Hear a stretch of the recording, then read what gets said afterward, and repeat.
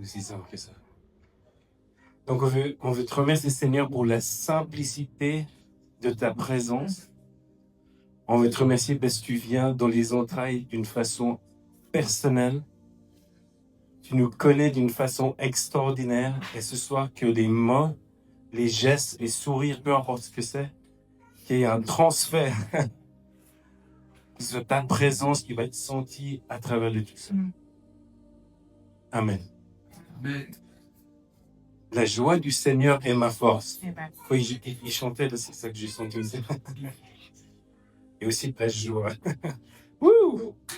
Alléluia. Bon, on va commencer, ce n'est pas prévu.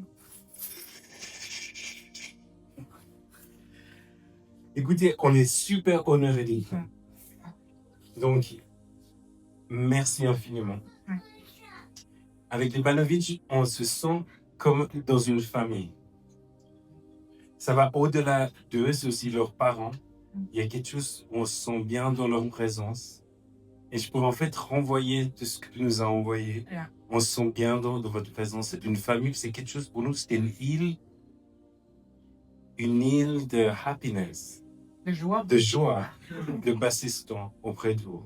Et ça compte parce que vous bougez d'un endroit à l'autre, d'avoir simplement des gens qui croient en toi, qui te font un sourire et que tu sais qu'ils t'aiment, ça fait toute la différence. On va aussi honorer le Gospel Center Savoie. On a vu votre départ. Madame était là, puis certains d'autres qui étaient là sur scène. Ça nous a fait chaud au cœur de voir ça. Et puis aussi, on veut honorer le Gospel Center de Annecy avec nos amis les Cupis qu'on connaît depuis 30 ans, ou quelque chose comme ça. Mais on a vu un changement extraordinaire depuis la Normandie, et même avant, jusqu'à aujourd'hui. Je parlais avec madame, elle me disait que on s'est vu à l'autre église avant qu'il y ait sur le centre d'Annecy. Et c'est incroyable, le chemin, et c'est la même chose ici, c'est un chemin qui commence il y a quelques mois, et ça va être de gloire en gloire. C'est ce qui se passe, c'est ce qui se passe. Yeah. Donc, présentation, Shamira et Hugues, 1973-1978, donc 52 ans. Et 47. 47. Et puis on a 3 enfants qui sont là. Il y a Mathéo qui a 21, Chanel qui a 19, Elani qui a 16 ans. Et puis en fait on est Suisse, on n'a pas du tout des têtes de Suisse, comme vous le voyez. Moi je suis adopté, mais je suis moitié algérien, moitié suisse.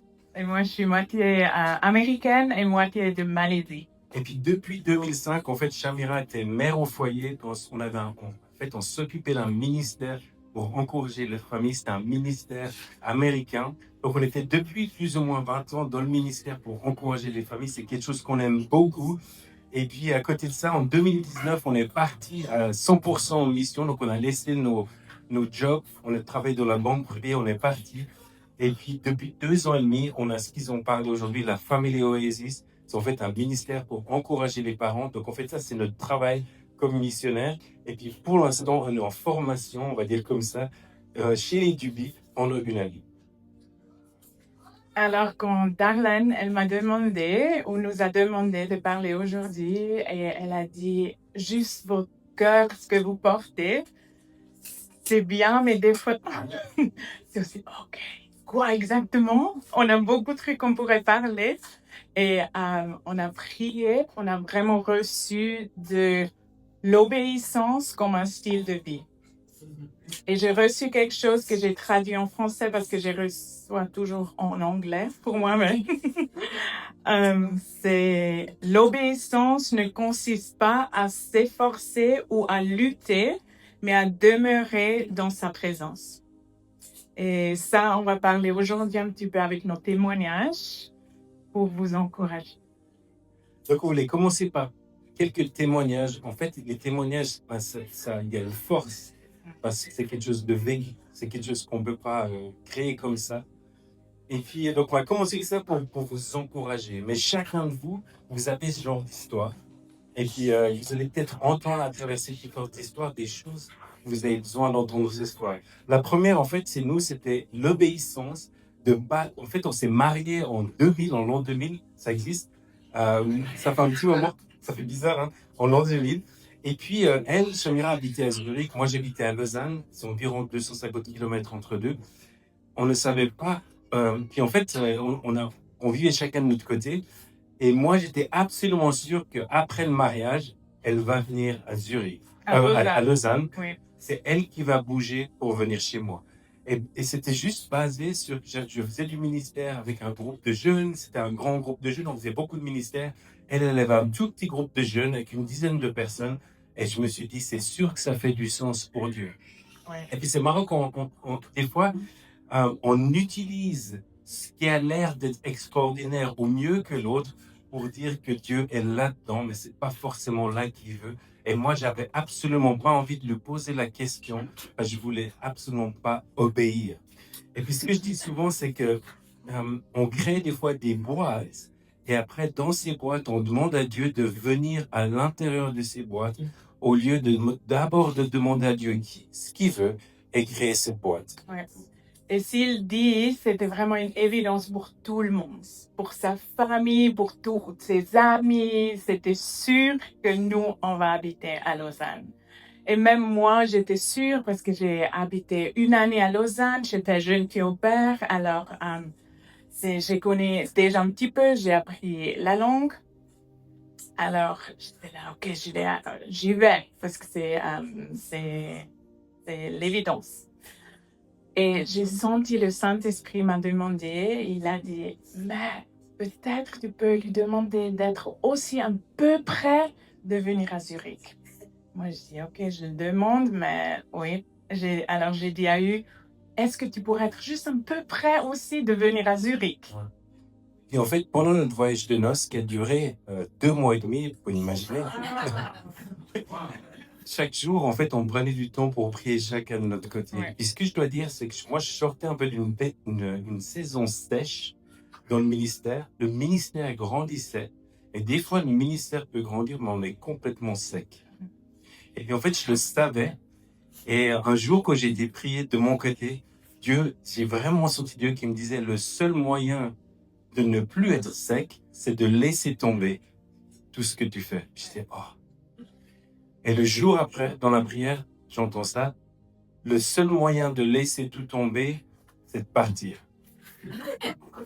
Donc en fait, c'était un 180 degrés. Et ça, j'aime avec Dieu, c'est ces 180 degrés qu'on ne peut pas créer nous-mêmes.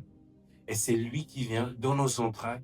Et tout d'un coup, il y a un changement radical. Et j'ai été m'excuser et pleurer vers Chamera. Et je lui ai dit, on doit aller à Zurich. Ouais. Moi, j'étais choquée. Parce que c'était vraiment, on n'a pas pensé que ça va arriver. Moi, j'ai pas pensé.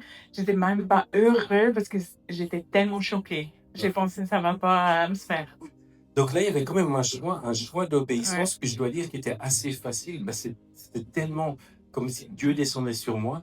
Mais ce qui était rigolo, c'est que ça a quand même amené une crise d'identité. Donc on est parti à Zurich. J'ai perdu tous mes amis. J'ai perdu mon langage. J'ai perdu, dans un sens, mon pays, même si c'est le même pays. Et puis je me suis rendu compte que mon identité était façonnée sur qui j'étais dans le ministère.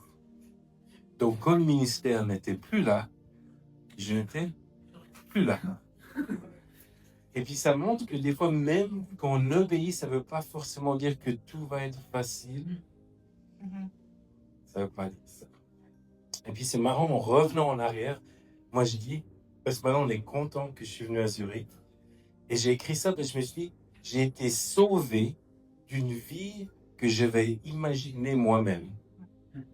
Parce qu'en fait, à Lausanne, moi, j'avais déjà tout tracé. Ça va être ça, je vais habiter là, mes parents habitent là, on fera ça le dimanche, je ne pas. Et tout d'un coup, je me retrouve ailleurs, où c'est Dieu qui devrait réécrire la page. Sauvé d'une vie que j'avais imaginée moi-même. Et ça, on peut que le dire après. Ouais. Ça fait mal au cœur.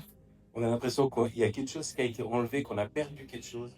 Mais je peux vous dire que quand vous suivez Dieu dans l'obéissance, vous êtes tous sauvés d'une vie imaginée par vous-même.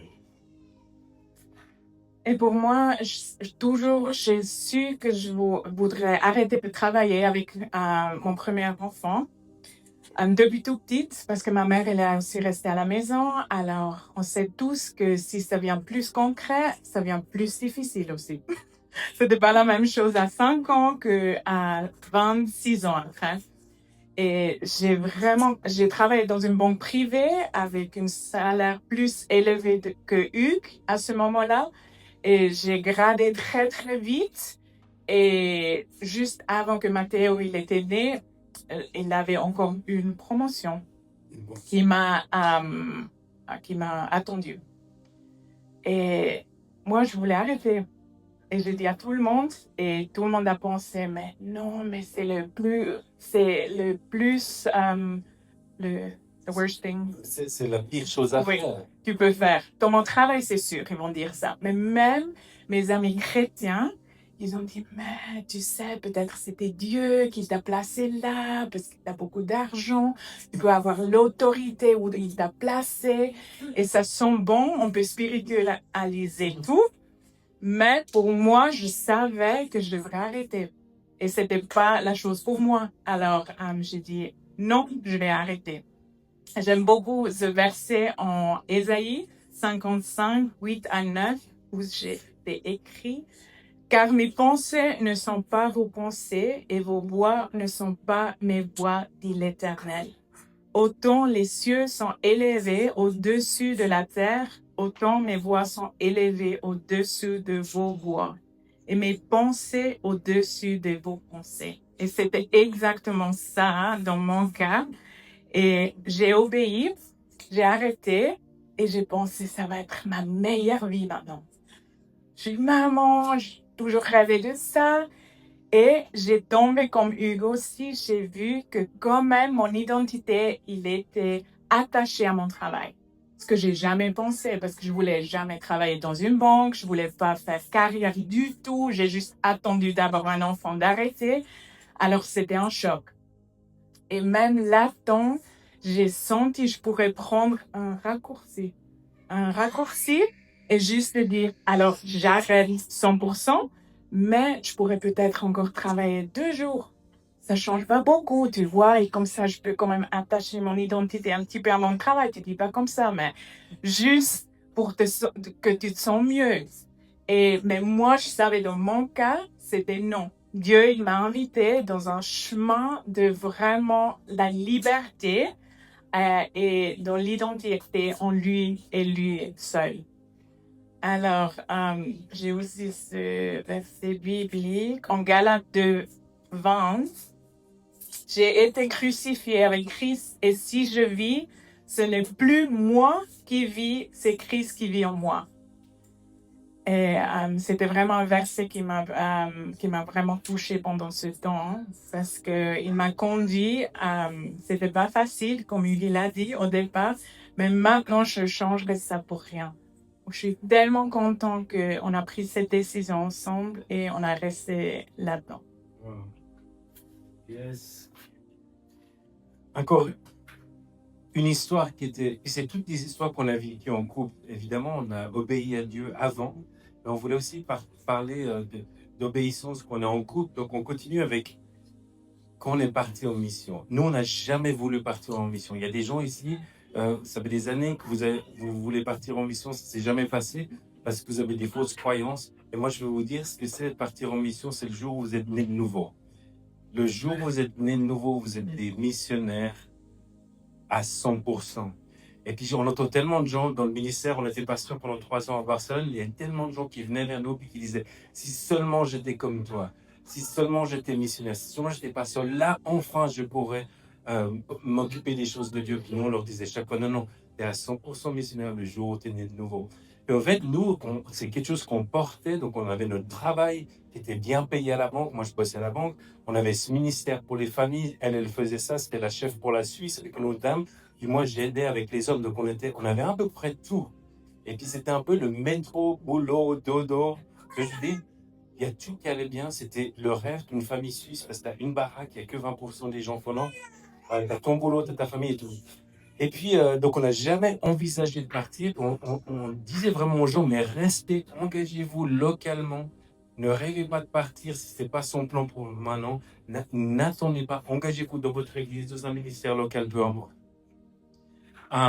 Et puis, en fait, ce qui est marrant, c'est que 8 ans avant qu'on parte en mission, il y a Dieu qui me parle avec une phrase que j'ai de nouveau détestée. C'était « Quelles sont tes idoles ?» Oups. Et quand Dieu dit « Quelles sont tes idoles ?» En tout cas, moi, un gamin des années 80, comme ça, années 70, tu te dis bah, « Je vais finir en Afrique. » C'est la prochaine chose. Donc, en fait, j'ai pas du tout aimé cette question. Et puis, je me suis rendu compte, mes idoles, il y en avait deux. Un, c'était mon salaire qui tombait chaque mois. Et c'est pas un problème d'avoir un salaire, c'est une bénédiction. Et le deuxième, c'était posséder une maison en Suisse. Et posséder une maison en Suisse, ça me donnait un peu de l'identité. Et puis, en fait, j'ai demandé à Dieu, mais c'est pas un problème d'avoir une maison ni d'avoir un salaire, mais le problème, c'est que mon esprit d'aventure était cassé. Parce que mon esprit d'aventure disait, j'ai la baraque, j'ai la femme, j'ai tout ce qu'il faut. Maintenant, j'ai encore 20 ans, il faut que je mette dans mon deuxième pilier en Suisse, votre retraite et tout ça. Et j'étais de nouveau en train de contrôler où ma vie allait aller. Mon esprit d'aventure était mort. Puis c'est ça qui voulait travailler. Ça a pris 8 ans pour travailler sur ça. Et puis, après 8 ans, j'en ai parlé à Shamira. J'ai senti tout d'un coup que Dieu disait, c'est maintenant qu'il faut partir. Ça, c'était difficile pour moi. Parce qu'on a toujours parlé tous les mois. J'ai demandé, est-ce que tu as entendu quelque chose? Parce qu'on savait que quelque chose va changer. Et c'était son anniversaire. On a mangé le brunch. On a brunché dans un hôtel. Et j'ai demandé juste, est-ce que tu as entendu quelque chose? Mais je me suis attendue à rien. Il a dit oui. Il me réveille. Il pense qu'on va aller en mission sur une île de Caraïbes avec 250 personnes. Et moi, j'étais là, quoi? J'ai commencé à pleurer. J'ai dit non. Ça, c'est pas ce que je me suis imaginé. Oui. Alors, j'ai pleuré presque pendant une année. Parce que vraiment, pas tout le temps, mais je me suis battue pour mon oui. Parce que j'avais pas un oui. Ça fait aucun sens pour notre vie. Ça a demandé d'arrêter le ministère de famille, d'aller quelque part qu'on ne voulait jamais aller et de faire quelque chose de totalement nouveau. Alors, ça n'a pas fait sens. Et j'ai commencé à prier, à juste demander à Jésus, est-ce que tu me donnes ce oui aussi parce qu'on est en unité. Alors, si tu dis à Hugues, il va dire à moi aussi. Heureusement, les enfants, ils avaient déjà leur oui. Ça m'a aidé beaucoup, mais moi pas. Beaucoup de fois, je dis, je suis comme un enfant de 2 ans dans cette période qui a crié, qui a dit non, je ne fais pas à Dieu. Mais après, il m'a effondré mon cœur et j'ai senti, non, c'est vraiment la voie pour notre famille, même si je voulais pas. Et ça, c'est quelque chose qu'on dit beaucoup aussi. Des fois, t'es obéissant, mais tu veux pas. Mais tu sais juste parce que c'est un bon Dieu. Ses chemins sont toujours meilleurs que les nôtres. On donne notre vie à lui, encore une fois. Donc, on est parti, on était responsable d'un centre de repos pour missionnaires, pour pasteurs, pour des gens qui viennent pour se reposer. Mais en fait, ça s'est absolument pas bien passé. C'est rigolo. Hein? L'obéissance était là, on a tout lâché, on a tout vendu au pic de la carrière à 45 ans, avec une chef qui m'avait emmené de position en position. Il y a chaque fois des façades et tout bien. Et puis là, on revient et ça s'est pas du tout bien passé. Elle m'avait dit, la chef, c'est une folie de partir, ça sert à rien. Pas à ce moment-là, mes parents n'étaient pas d'accord, personne n'était d'accord. Beaucoup de gens n'étaient pas d'accord pour les raisons humaines. Et quand Dieu vient et puis il gratouille le cœur, on se rend compte que les raisons humaines, elles dégagent. Mais malheureusement, quand tu reviens après une année, au lieu de rester 3-4 ans sur place, tu te sens quand même honteux. Et comme homme, moi, je me sentais honteux parce qu'on avait des gens qui nous soutenaient comme missionnaires. Et tout d'un coup, on s'est retrouvés en Suisse. On n'avait pas d'appartement, pas de bagnole, pas de ministère, pas de gens à qui bénir parce que c'était le Covid. Et en fait, tu n'as plus rien. On s'est senti qu'on n'avait vraiment plus rien. C'est toujours une question d'identité. Qui es-tu vraiment quand tu n'as plus rien du tout? On a déménagé 10 fois en une année où il y a des gens qui avaient des maisons ou des appartements qui étaient libres parce qu'ils partaient en vacances. Donc c'était ça, et puis c'est de honte à ne rien faire. Ça a duré 1 mois, moi j'étais là, ça va pas, ils vont tous se barrer, les supporters, et ça a duré 2 mois, c'était encore pire, plus de honte.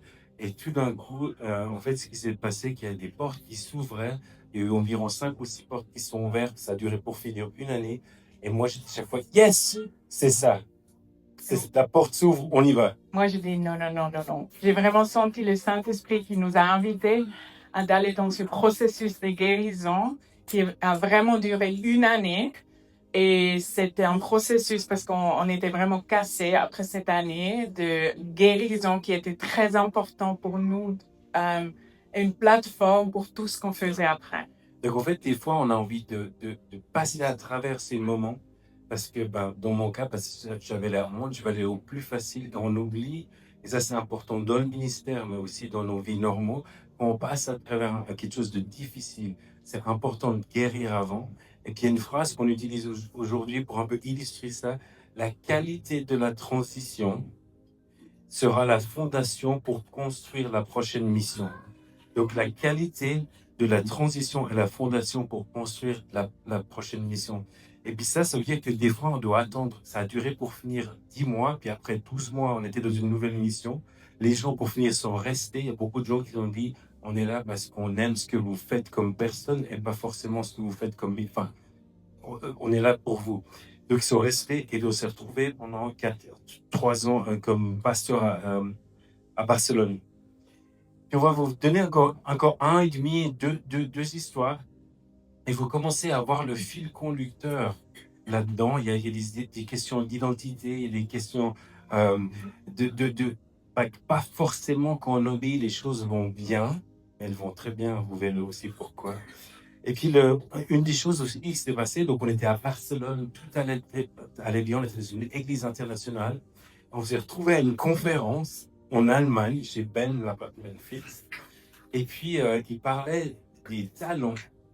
Les talents, on reçoit les différents talents, donc l'histoire dans la Bible. Et c'est là qu'on s'est rendu compte qu'on a enterré nos talents. Et chacun, on n'a même pas parlé, on a senti qu'on a enterré nos talents. On était devant, en pleurant, et on a dit, on a enterré nos talents parce qu'on savait que Dieu nous a appelés de commencer notre ministère à nous-mêmes. Mais nous, les deux, on n'est pas très entrepreneurs, alors on était là. Peut-être, on n'a même pas parlé de ça ensemble. On a dit, peut-être, si on ne parle pas, ça va pas se faire. Et peut-être comme ça, on peut juste continuer avec la mission de quelqu'un d'autre, tu vois, supporter quelqu'un d'autre. Mais là, on a senti Dieu vraiment dire non, vous commencez. Et on a soumis à lui. On a dit, alors si toi, tu nous appelles, on ne peut pas être là te dire il y a peut-être quelqu'un d'autre qui est mieux que moi. On a soumis à lui. Ouais. Puis la dernière histoire qu'on va vous donner, c'est une histoire avec Annecy. Donc, on a senti qu'on devait venir à Annecy. Mais on ne voulait pas le dire aux Duby, parce que les Duby, c'est nos amis. On s'est dit, si on leur dit qu'on a l'impression qu'on doit venir, ils vont être tout feu, tout flamme, surtout Sandra. Et puis, on est arrivé à Annecy pour lève-toi, je sais pas quoi. Et Chamira, on a dit à Dieu, tu dois faire quelque chose dans le cœur des Duby. Chamira sort de la voiture en arrivant chez eux. Et après, elle me dit, quand tu es sortie, j'ai senti que je devrais former Chamira pour une année. Et moi, je suis là, OK, yes. C'est ça la réponse qu'on a attendue. Et on était obéissants de venir, mais aussi l'école des parents que vous avez peut-être fait. Moi, ça, c'était un défi, mais énorme pour moi. Sandra, elle est venue avec cette idée, je dis, je peux pas faire ça en français. Et j'ai obéi, mais c'était vraiment un chemin aussi à donner tout à Dieu et de dire, alors, je ne peux pas le faire parfait. Moi, je suis comment je dis? Une perfectionniste, mais... En rétablissement. Oui. Alors, parler bien une langue et après faire une école que les gens y payent. Et j'étais là, s'ils ne me comprennent pas. Et j'ai donné tout. C'était vraiment, j'ai eu une délivrance tout seul avant qu'on a commencé à filmer, de vraiment les peurs, tout ce qui était attaché à ça. Et je suis très contente aujourd'hui que j'ai dit oui. Donc en fait, on voulait conclure un peu ces témoignages en sortant un peu l'essence de tout ça. Et puis, l'obéissance ne signifie pas toujours choisir quelque chose qui fait du sens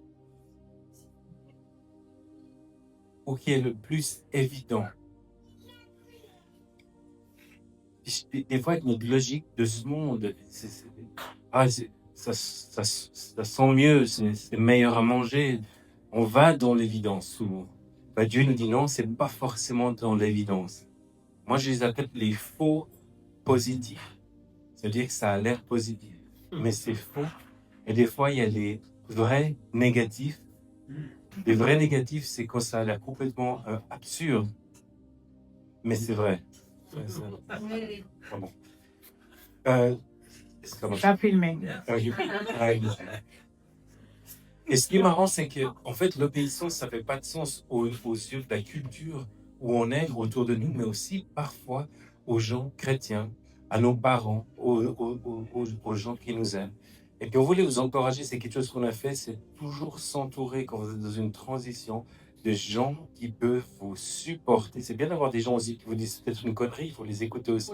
Mais c'est bien d'avoir des gens qui peuvent vous regarder dans les yeux, qui vous donnent de l'amour et qui sont là pour vous battre avec vous et qui peuvent aussi entendre la voix de Dieu.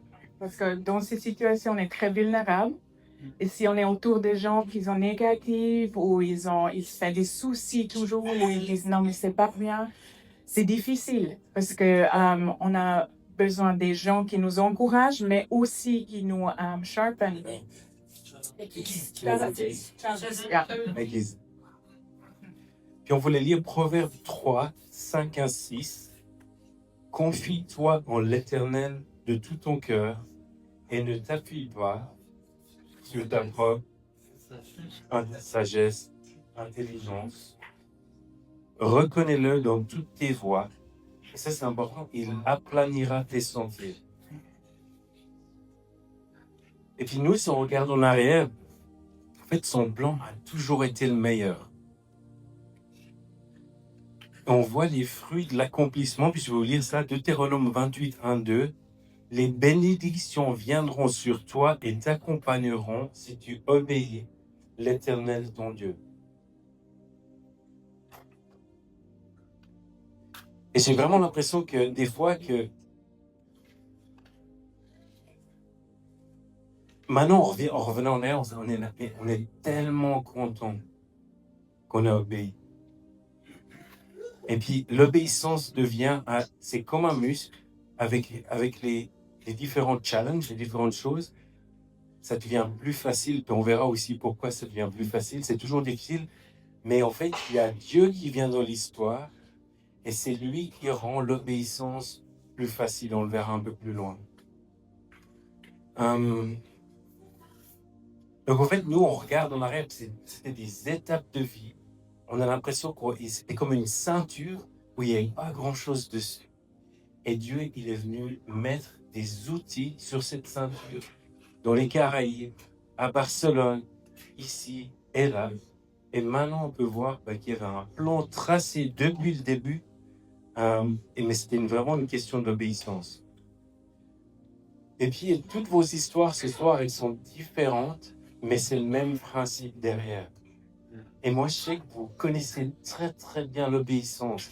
C'est quelque chose que quand ça vient dans le cœur, on sait très bien si on obéit ou on n'obéit pas.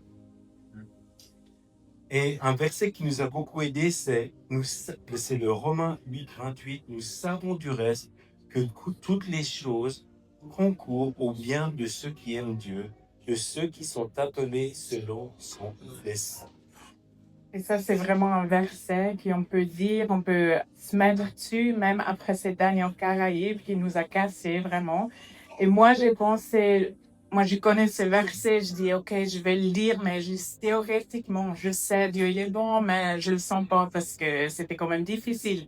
Et après cette année, je pourrais vraiment le dire. Et maintenant, on est tellement reconnaissant qu'on a eu cette expérience aussi, qu'on pouvait aller sur cette île qui est quand même très unique. Il n'y a pas tout le monde qui peut faire ça. Alors, c'était vraiment, nous, on est sur ça, même dans les temps difficiles, il a tout tourné pour le bon. Et ce que je trouve puissant, c'est que l'obéissance, on connaît, mais souvent, elle s'instaure plus facilement quand on croit ce genre de vérité, ce genre de passage biblique. Et moi, je les appelle, en fait, c'est des absolus de Dieu. Et l'autre jour, un pote me dit, c'est des post-it. Un post-it, c'est âme. Et on le regarde, c'est une vérité qui est absolue d'une certaine façon. Et en fait, moi, je veux vous encourager aussi. Ces absolus, ces possibles de la vie, ils sont tellement, ça aide tellement dans l'obéissance.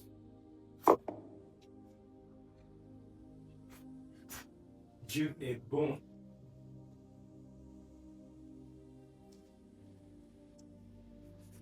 Dieu est amour. Ah! Amour et puissance. Dieu est fidèle. Dieu est juste. Dieu est saint. Dieu est souverain. Dieu est patient. Il est misérable. Puissant. Dieu est présent. Dieu qui est visuel.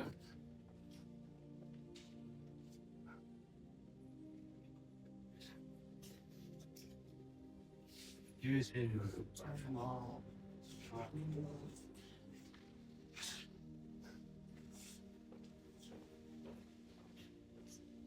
Dieu est proche.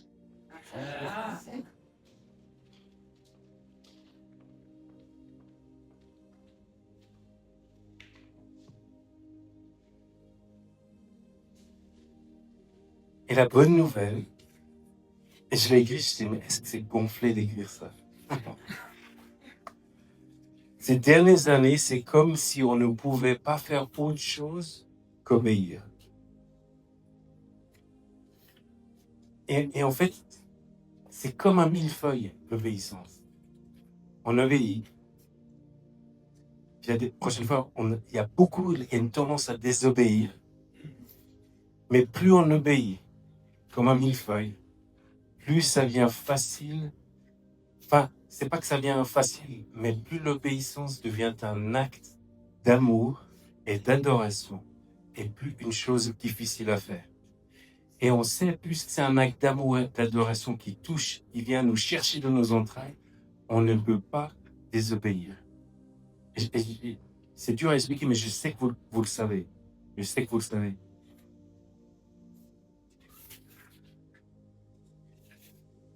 De choisir d'obéir, c'est ne pas forcément faire des efforts. Ça commence avec des efforts par soi-même, mais en fait, c'est de se reposer dans sa présence. C'est de se reposer dans sa présence, se connecter à lui et d'écouter sa voix. C'est pour ça que je vous ai dit avant, c'est lui qui vient en fait nous aider dans l'obéissance.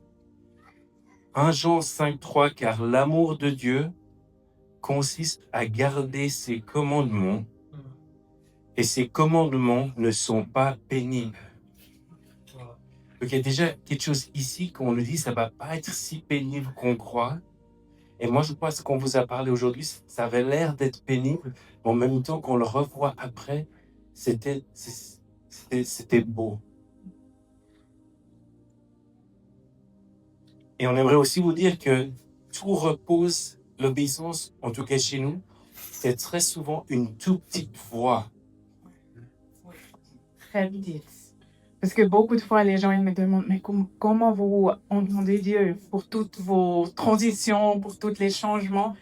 Et c'était toujours une voix très petite, c'était jamais un voix audible ou quelque chose qui a brûlé ou un mot prophétique même qu'on aimerait bien avoir.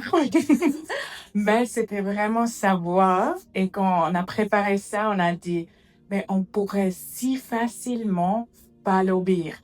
Parce que c'était tellement petite. Et de voir maintenant, 7 ans après, de voir tout ce qu'on a missed. Qu'on aurait perdu. Oui. C'est juste, moi, je peux même pas penser à ça. C'est incroyable. Et là, on a écrit la petite voix que l'on aurait pu négliger à chaque fois.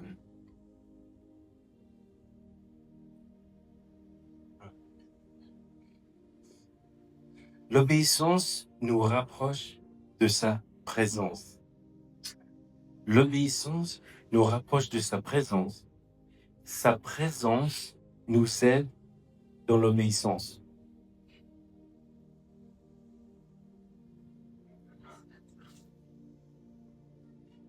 Peut-être au début, c'est plus dur. Mais au bout d'un moment, c'est vraiment une danse dans la présence qui nous permet, qui facilite l'obéissance. Jean 14, 21, celui qui a mes commandements et qui les garde, c'est celui qui m'aime. Donc il y a une question de présence, il y a une question d'adoration. Et moi aussi, je l'aimerai et je me ferai connaître à lui. Ça veut dire, c'est une danse dans la présence. On obéit. À la fin, on ne sait même plus où ça va. C'est juste une danse. Et ça évolue. Comme j'ai dit, c'est comme un millefeuille. Au début, c'est plus difficile, mais après, ça devient une danse. On a envie d'être là. La désobéissance nous écarte de sa présence, on le sait tous. Et loin de sa présence, on tombe dans la désobéissance. C'est aussi une danse.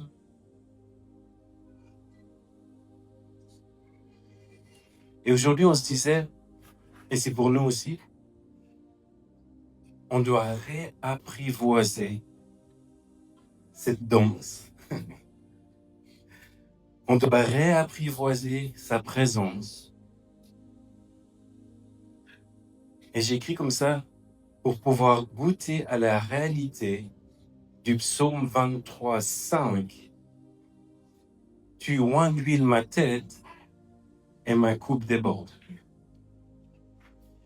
Et je crois vraiment l'idée de la présence, c'est qu'on est loin et on déborde dans cette présence. Et quand on est dans cette réalité du psaume 23, depuis cet endroit de l'intimité, l'obéissance devient une adoration. Donc c'est ça qu'on voulait vous amener aujourd'hui. Et c'est marrant parce que il y a une personne ici qui a dit pendant la prière que vous vous sentiez aimé du Père ce soir. Et puis c'est ça qui doit se passer maintenant. Qu'on se sente aimé du Père.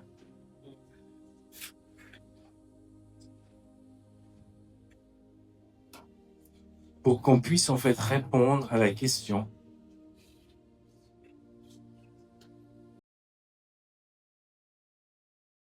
à quoi Dieu t'appelle à obéir aujourd'hui. Et pour certains, ça va être très clair. Pour certains, il y aura peut-être de la repentance. Et moi, c'est marrant parce que je vous ai parlé de l'histoire de la table où j'ai dit, des fois, les gens s'approchent et puis Dieu fait. En sentant ce moment ce soir, j'avais l'impression qu'il y a des graines qui sont plantées. Moi, ça m'a pris 8 ans pour partir en mission. J'avais l'impression que ce soir, il y a des graines qui sont plantées et qu'elles vont germer, ces graines de l'obéissance. Évidemment, j'aimerais que vous avanciez si vous sentiez que vous avez besoin de vous avancer. Et j'avais vraiment l'impression de vous dire que c'est un processus. Et puis ce soir, si vous pouvez sentir cet amour de Dieu qui surpasse toute intelligence, il est doux, il est bon.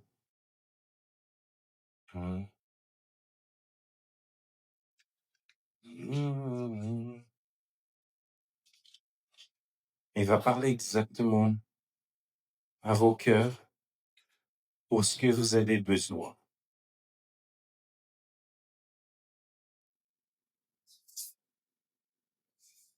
Je te remercie, Seigneur, parce que tu ne viens sans accusation. Tu es le prince de paix.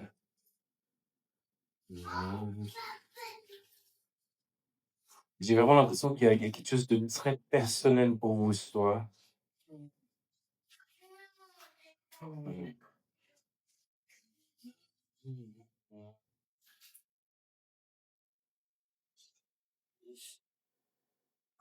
Et moi, j'ai juste senti qu'on a prié avant la célébration, que j'ai vraiment vu Jésus marcher au milieu d'ici. Il avait un long coat, manteau, très long. Et il t'a invité à vraiment toucher son manteau parce qu'il y a tout ce que tu as besoin, il est en lui. Si tu as besoin peut-être le courage, la sagesse, la guérison, n'importe quoi, viens la chercher parce qu'il est là.